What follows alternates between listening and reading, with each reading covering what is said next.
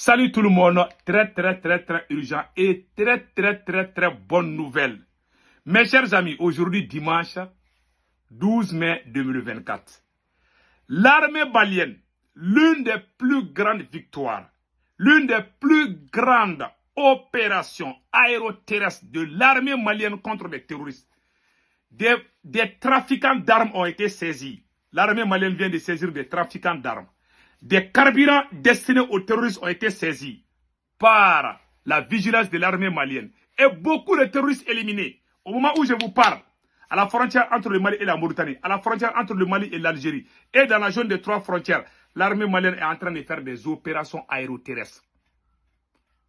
Nous disons bravo aux femmes du Mali, FDS du Burkina, FDS et VDP du Burkina Faso, que Dieu vous bénisse. Mes chers amis, maintenant allons-y au Niger. Le premier ministre du Niger, Ali Zeina, a annoncé la fermeture de la frontière avec le Bénin pour les raisons de sécurité nationale, affirmant que des bases militaires françaises dans ces pays entraînaient des terroristes destinés à déstabiliser le Niger. Il demande des garanties de sécurité avant de considérer la réouverture. Voilà. La réouverture de la frontière, soulignant que le Niger restera inflexible tant qu'il n'y aura pas la certitude que son territoire est sécurisé. Voilà. Voilà ce qui est écrit ici. Après, on va vous montrer tout de suite. Nous disons bravo au capitaine Ibrahim Traoré. 5 nouveaux bataillons. Voilà. 5 nouveaux bataillons d'intervention rapide. BIR viennent de rentrer en action spécialement pour une région donnée. Ah, capitaine est à 90 km à l'heure. Capitaine est très puissant. Que Dieu bénisse le peuple du Burkina Faso. Mes chers amis, allons-y avec la première nouvelle. Comme je vous ai dit au début, l'armée malienne vient de faire des victoires incroyables. Je vais vous montrer ça tout de suite. Des femmes avant de boucler ce journal sur les théâtres des opérations démantèlement de réseaux des terroristes. Cela se passe dans la région de Gao. Les femmes ont également déjoué une embuscade dans le secteur de Kuala, dans le cercle de Kolokani. Le commentaire de Abdoulaye Sako. Les forces armées maliennes ont déjoué une embuscade le 9 mai 2024 dans le secteur de Kuala, cercle de Kolokani. Grâce à leur vigilance, elles ont neutralisé 7 terroristes, récupéré 5 AK-47, 1 PKM et 1 LRAC. Côté Fama, on a enregistré 3 blessés. Dans la matinée du 10 mai 2024, des tirs de précision d'artillerie ont ciblé et détruit 5 refuges terroristes dans le secteur de Djafarabé.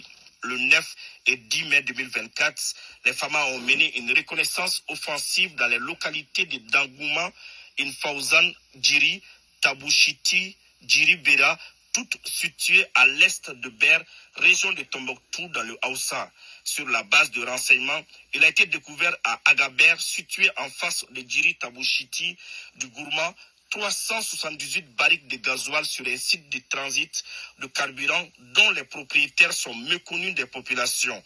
Les dites barriques sont quotidiennement transportées par des tricycles et des pick-up pour des destinations inconnues. Dans la ville de Gao également, les forces armées maliennes ont mené une récente opération de sécurisation ayant permis la saisie d'une importante quantité de matériel militaire illégal. Grâce à des investigations minutieuses et à une coordination efficace, les équipes ont pu localiser et intercepter un camion essayant d'introduire du matériel militaire dans la ville. Voilà, c'est le camion là. Voilà. Saisie. Grâce à des investigations dans la ville de Gao également, les forces armées maliennes ont mené une récente opération de sécurisation ayant permis la saisie d'une importante quantité de matériel militaire illégal. Grâce à des investigations minutieuses et à une coordination efficace, les équipes ont pu localiser. Voilà. Vous voyez ça là. Voilà. Ils ont saisi des camions remplis de matériel militaire. Incroyable. L'armée malienne a fait un bon exploit. Donc, allons-y. Intercepté un camion essayant d'introduire du matériel militaire dans la ville. La saisie réalisée comprend notamment munitions de mitrailleuses 4,5 mm, de 7,62 mm semi-long et long, moyens de transmission et accessoires, divers effets militaires. Un suspect complice a été interpellé. Cette saisie illustre la détermination des FAMA à lutter contre toutes les formes de criminalité et à assurer la sécurité des populations.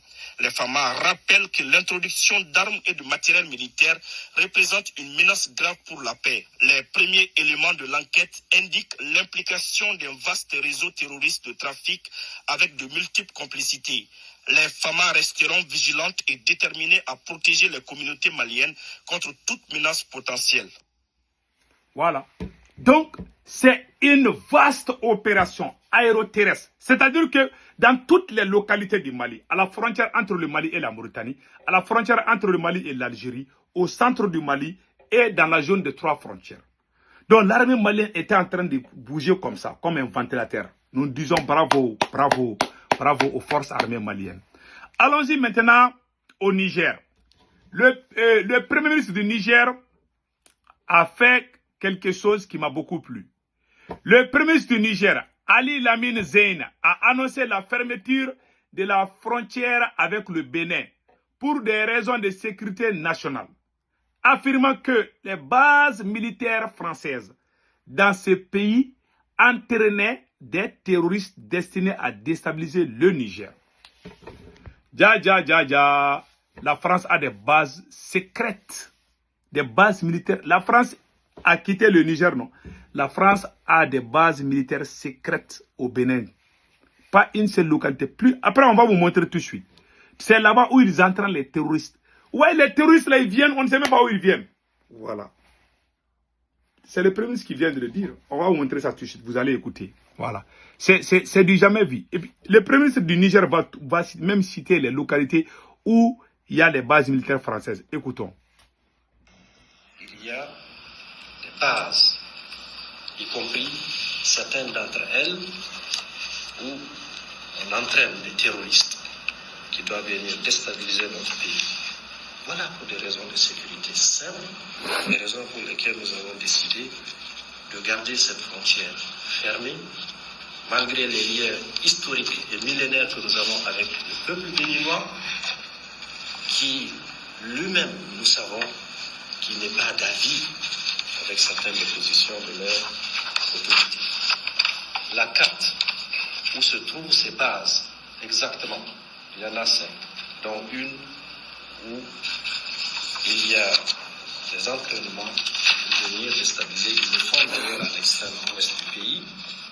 Ces bases de déstabilisation connues et documentées dans les localités de Tourou, Kandi, Borga, Parc de W, Madekali, pour ne citer que cela. Donc ce n'est pas une vue de l'esprit, c'est une vue réelle sur la base d'éléments documentés. Documenté. Le premier ministre du Niger a cité même les localités, et puis c'est documenté. Nous disons bravo au général Tchani. Vous voyez, le travail est propre. Donc, vous avez vu, c'est que le Bénin veut que le Niger ouvre la frontière pour qu'ils envoient les terroristes. Ils vont infiltrer, les terroristes vont se déguiser comme commerçants ou quelque chose. Après, ils vont aller au Niger et puis faire des dégâts là-bas. Ça, c'est pas bon. Donc, il y a la base militaire française au Bénin. Et ce sont eux-mêmes qui sont en train, d'après le premier ministre du Niger, que c'est là-bas où ils sont en train des terroristes. Donc, c'est bizarre. Donc, maintenant, allons-y avec, voilà. Allons-y au Burkina Faso. Le capitaine Ibrahim Traoré, voilà. 5 nouveaux bataillons d'intervention rapide viennent de rentrer en action spécialement pour une région donnée. Nous disons bravo au capitaine Ibrahim Traoré. La nouvelle qui m'a beaucoup plu au Burkina Faso, voilà ça ici. Au Burkina Faso, la plus grande mine aurifère du pays pourrait livrer plus de 11 tonnes d'or. Voilà la photo même en question. Voilà, aurifère. Donc ça, c'est une bonne chose. Le Burkina Faso, voilà, Burkina Faso, la plus grande mine d'or. Voilà, aurifère, la plus grande mine aurifère du pays pourrait livrer plus de 11 tonnes d'or en 2024. Au Burkina Faso, la mine d'or Essakane reste en bonne voie pour livrer au plus 411 000 onces,